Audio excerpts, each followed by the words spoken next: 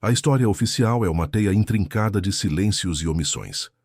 Sob os registros polidos do Império, jazem verdades que o Estado tentou, com todas as suas forças, enterrar na lama e no sangue da Guerra do Paraguai. Esta não é uma crônica de bravura patriótica, como nos contam os livros. É um inquérito sobre uma dívida de sangue jamais paga, uma traição documentada nas entrelinhas de ordens secretas e nomes convenientemente riscados do destino. Em uma fazenda esquecida no interior do Brasil, onde o valor de uma vida era medido em arrobas e não em dignidade, uma promessa foi feita. Uma promessa tão frágil quanto o papel de jornal, destinada a ser quebrada antes mesmo do sol se pôr naquele dia fatídico.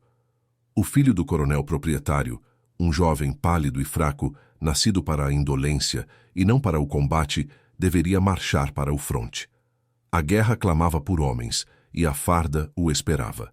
Mas a batalha, implacável em sua sede por carne, não aceitava fraquezas ou covardes entre suas fileiras. Em seu lugar, na calada da noite, foi enviada Mariana, uma mulher escravizada, de olhos astutos, que pareciam ver além da névoa do futuro, e uma inteligência tática subestimada que se escondia sob a resignação forçada. Ela foi empurrada para o inferno, disfarçada, com um nome falso arrancado de um registro qualquer, e a promessa de alforria selada por um juramento que, no fim das contas, valia menos que a pólvora gasta nos campos de batalha. Aquela foi a primeira promessa quebrada, o primeiro sinal do escândalo que estava prestes a se desenrolar, como uma ferida aberta na alma da nação. O império, que se dizia civilizado, construiu sua glória sobre os pilares da crueldade e da mentira. A honra para muitos era um luxo que apenas os senhores podiam se dar. Para os escravizados, a honra era uma armadilha, um fardo pesado demais para carregar sem recompensa. Você já se perguntou quantas histórias como a de Mariana foram varridas para debaixo do tapete da história oficial?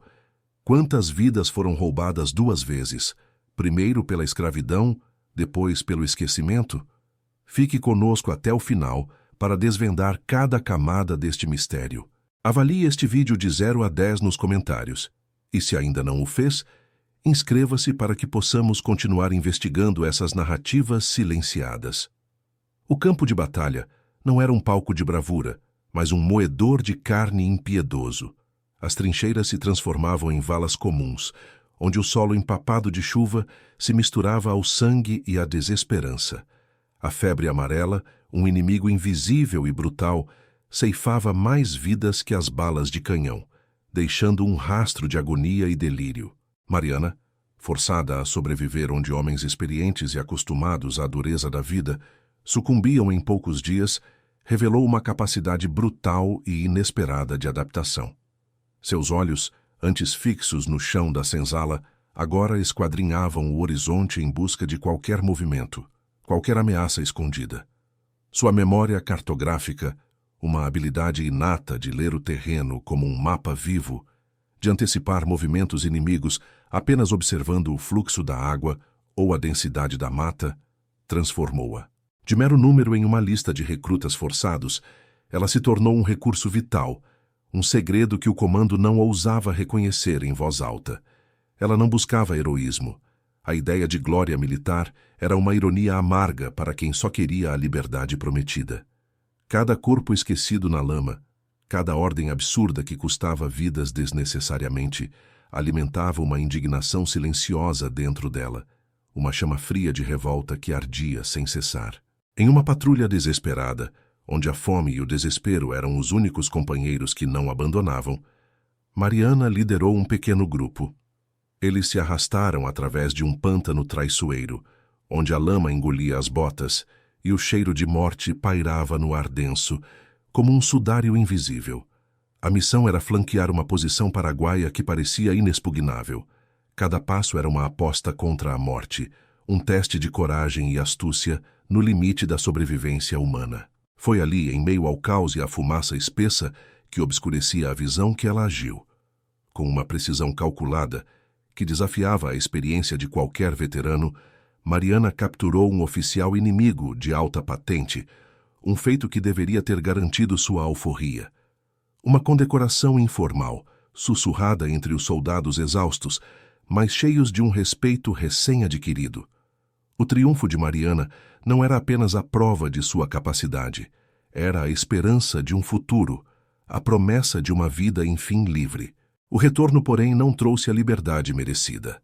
Ferida, mas viva, Mariana carregava as cicatrizes da guerra em seu corpo, marcas visíveis de sua bravura e de um inferno que ela havia superado. Mas o império, que lhe deu uma farda e a usou como escudo, não tinha o menor interesse em honrar sua palavra. O coronel, seu antigo senhor, a esperava na fazenda. Seus olhos vazios de humanidade pareciam ter perdido a capacidade de ver além do seu próprio poder. O registro militar da participação de Mariana na guerra foi convenientemente perdido, riscado de qualquer lista de voluntários ou heróis. A promessa de alforria foi rasgada, sua identidade apagada como se nunca tivesse existido. Ela retornou como heroína indesejada, apenas para ser acorrentada novamente, ao mesmo destino de onde havia fugido. Este foi o novo mistério, a traição que o Estado tentou silenciar, enterrar sob um manto de conveniência. Mas Mariana não era mais a mesma mulher que havia partido. A guerra havia forjado nela uma resistência inquebrantável, uma astúcia implacável que nem mesmo a dor da escravidão podia quebrar. Ela sabia que a verdade era uma arma mais potente que qualquer rifle, mais afiada que qualquer baioneta. A caçada começou. Não por inimigos no campo de batalha, mas por provas em cartórios empoeirados, por testemunhas em vilas distantes, por qualquer documento rasurado que pudesse expor a farsa da elite. Ela buscava os companheiros de trincheira, o oficial paraguaio que ela havia capturado, qualquer um que pudesse atestar sua identidade e seu ato de bravura, para desenterrar a história que o império queria esquecida. A vergonha nacional de um império que explorava seus escravizados para lutar suas guerras e depois os devolvia às correntes era um segredo perigoso demais para ser mantido, uma ferida aberta na consciência de poucos. Mariana sabia disso. Ela sentia o peso da injustiça em cada corrente que aprendia, em cada olhar furtivo do coronel. De volta à fazenda, a vigilância sobre ela era implacável. Cada passo, cada sussurro podia ser a última fagulha de esperança a se extinguir. O ar da senzala parecia mais pesado, carregado de uma mistura de resignação e o cheiro acre do suor e do medo. Seu corpo, agora marcado não apenas pelos açoites antigos, mas pelas cicatrizes profundas da guerra, era um mapa vivo de sua jornada. As dores, que antes eram apenas memórias distantes dos combates, agora eram lembretes constantes da promessa quebrada, que pulsavam junto com a revolta em seu peito. Mas a guerra também havia forjado uma nova Mariana, uma mulher que aprendera a ver o inimigo não apenas no campo de batalha, mas nos sorrisos falsos e nas ordens sussurradas dos poderosos. Ela sabia que a luta agora era diferente, mais sutil, mas igualmente mortal. A busca por justiça começou com um olhar que se encontrava de forma discreta com o de outros escravizados, com quem ela dividia o mesmo fardo, mas nem sempre a mesma coragem para desafiar o destino imposto. O medo era um feitor invisível, mais cruel que qualquer chicote. Muitos tinham visto seus familiares desaparecerem por menos, por um mero descontentamento expresso em voz baixa, e o desespero de Mariana, para eles, era uma chama que ameaçava queimar a todos. As portas que ela buscava abrir eram as dos cartórios empoeirados, dos registros militares convenientemente perdidos.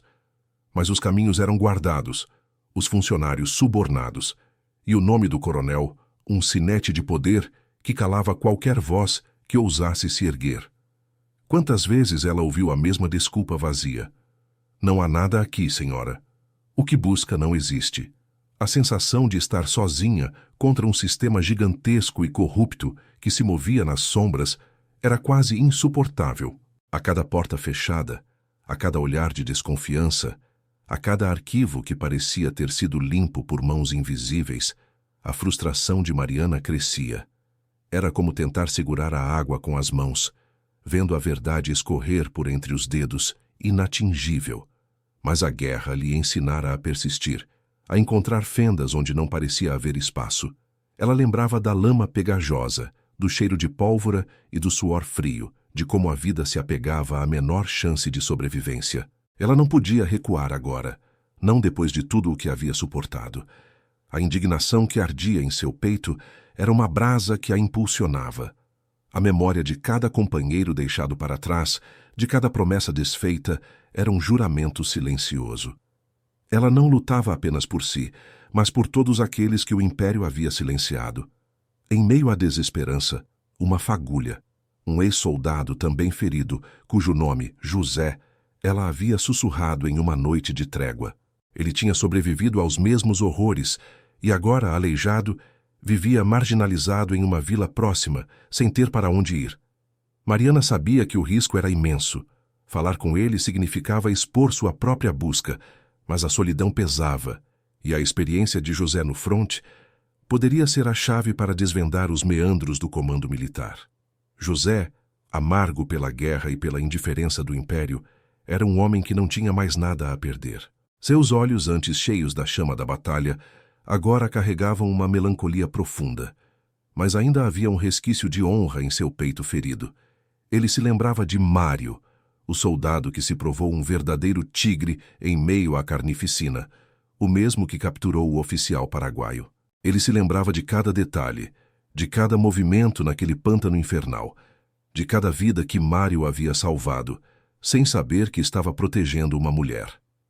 Eu juro, capitão, José tossiu, sua voz rouca de velhas febres. Mário era mais homem que muitos dos que se diziam oficiais. Ele merecia mais que um pedaço de terra, merecia a liberdade que nunca teve. Mas a quem ele poderia jurar? A palavra de um ex-escravo valia pouco. A indignação de José era palpável, mas faltava algo. Faltava a mente afiada que pudesse transformar testemunhos em evidências, em um caso que pudesse ser ouvido pelos tribunais, e não apenas nos porões sujos de uma vila esquecida. Foi aí que o nome de um advogado idealista começou a circular pelos becos da periferia, um homem jovem, recém-formado, que ousava desafiar os poderosos em nome dos que não tinham voz. Um homem que acreditava na justiça, mesmo quando ela parecia uma miragem distante. Dr. Matias era diferente. Ele não se intimidava com os títulos ou com as ameaças veladas dos coronéis. Seu escritório, modesto, mas impecavelmente organizado, era um farol para os desamparados. Mas aceitar o caso de Mariana significava colocar sua própria carreira e talvez sua vida em risco. Ele havia ouvido os murmúrios sobre os voluntários da guerra, sobre as promessas de alforria que nunca eram cumpridas. Era um segredo aberto, um câncer que corroía a alma do Império, e Matias sabia que era hora de expô-lo. Mariana, José e Matias. Uma aliança improvável, forjada na dor e na esperança. O advogado começou a montar seu caso, pedindo que Mariana reunisse tudo o que pudesse.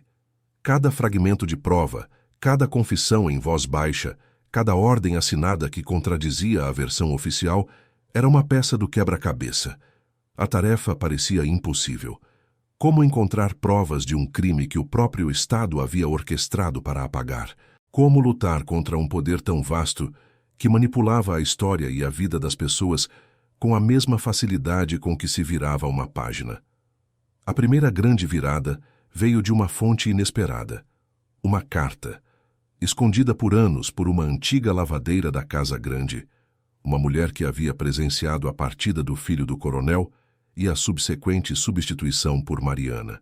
A carta, amarelada pelo tempo, continha uma menção velada, mas inegável, à troca. Uma transação macabra, onde a vida de uma escravizada era barganhada pela covardia de um senhor. Era a prova que Matias precisava para abrir a primeira porta, a primeira fenda no muro de silêncio do Império. A carta da lavadeira, encontrada em um baú velho, era a primeira rachadura no muro impenetrável do silêncio. Suas palavras, embora veladas, revelavam a trama sórdida. A troca do filho covarde do coronel pela vida de uma escravizada. Era a prova que Matias precisava para dar o primeiro passo. Ele trabalhou incansavelmente, como um ourives lapidando uma pedra bruta. A autenticação da carta era vital, E Matias buscou comparações com outros documentos da época, confirmando a escrita da lavadeira, uma testemunha já falecida, mas cuja verdade agora ressoava além do túmulo. Mariana e José, por sua vez, continuavam sua perigosa caçada por testemunhas vivas. Eles percorriam vilas distantes, becos esquecidos, o cheiro de suor e a poeira grudando em suas roupas, em busca de qualquer soldado que tivesse sobrevivido à patrulha no pântano. O coronel não tardou a sentir a pressão. Seus capangas, homens sem escrúpulos e com facas afiadas, começaram a rondar as vilas, as fazendas vizinhas. O medo era uma arma poderosa, e ele a usava sem hesitação, tentando calar as vozes antes que chegassem aos ouvidos de Matias. Eles não vão parar, José murmurou uma noite, o olhar fixo no escuro. O coronel tem olhos em todo lugar, Mariana. Um passo em falso e seremos engolidos. A ameaça era real, fria, e pairava sobre eles como uma nuvem de tempestade. Mas a astúcia de Mariana havia sido forjada no inferno da guerra. Ela sabia como se mover nas sombras, como ler os sinais de perigo. O medo, antes paralisante, agora era um combustível para sua determinação, uma força silenciosa que a impulsionava. A maior esperança e o maior desafio era encontrar o oficial paraguaio capturado. Um homem de patente, cuja vida havia sido poupada pelas mãos de Mário, e que agora poderia ser a prova irrefutável de sua bravura e identidade. Matias, usando seus poucos contatos nas esferas do governo, começou a investigar os registros de troca de prisioneiros pós-guerra. Uma tarefa quase impossível, em meio a arquivos caóticos e burocracia.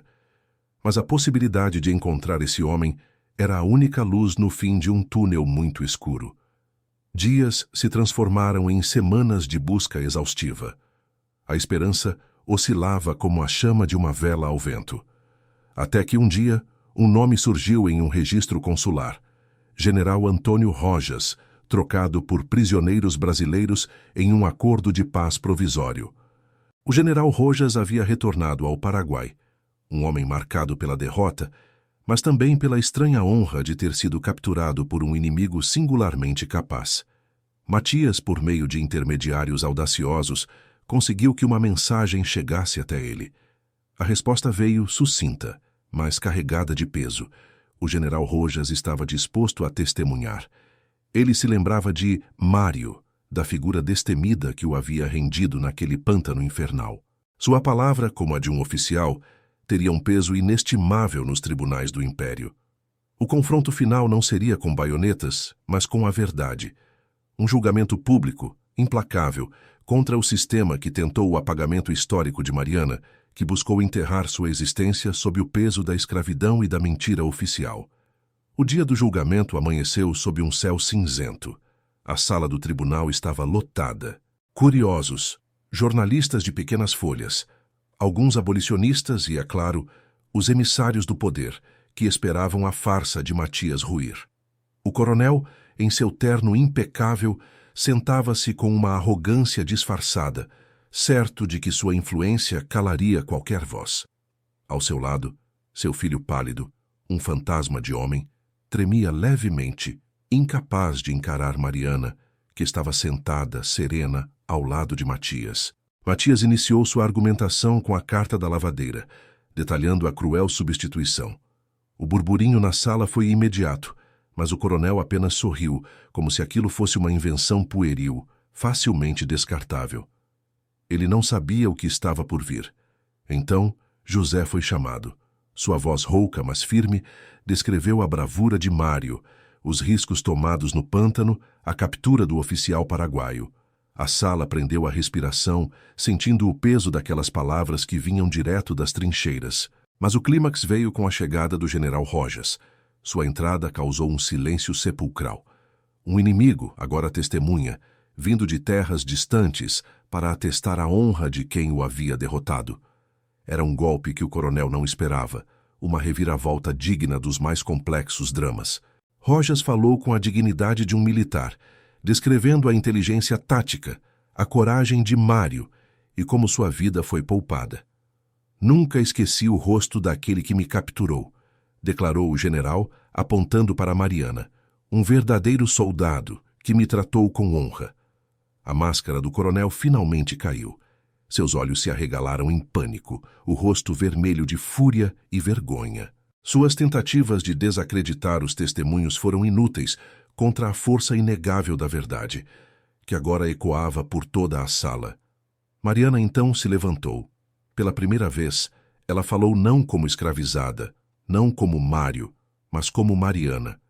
Ela descreveu a promessa, a traição, o inferno da guerra e o retorno à escravidão. Sua voz, antes baixa, agora ressoava com a força de 1000 injustiças. O juiz, um homem experiente e calejado, mas com um resquício de decência, ouviu cada palavra. A evidência era esmagadora. A carta, o testemunho de José, a corroboração de um general inimigo e a própria história de Mariana se uniam em um único e potente grito de justiça. A sentença foi proferida. Mariana era, finalmente, uma mulher livre.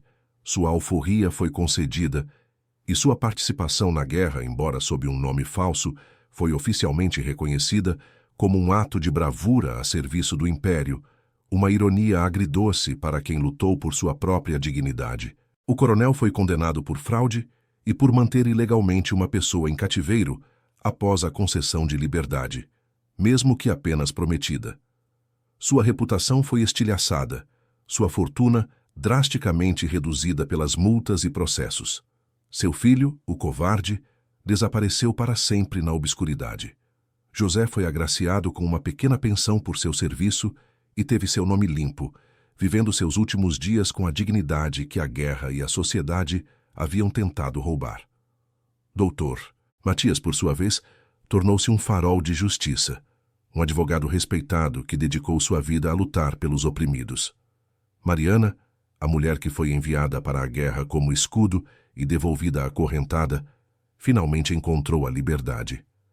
Ela não buscou vingança, mas justiça. Sua história se tornou um sussurro de esperança, uma prova de que a verdade, por mais que tentem escondê-la, sempre encontrará um caminho para a luz. Sua luta ecoou por gerações, um lembrete implacável da dívida de sangue que o Império tentou esconder sob a bandeira da vitória. Uma mancha indelével na história que a coragem de uma mulher, forjada na adversidade, finalmente expôs. E você, o que achou desta história? Deixe sua nota de 0 a 10 nos comentários e nos diga o que mais te marcou.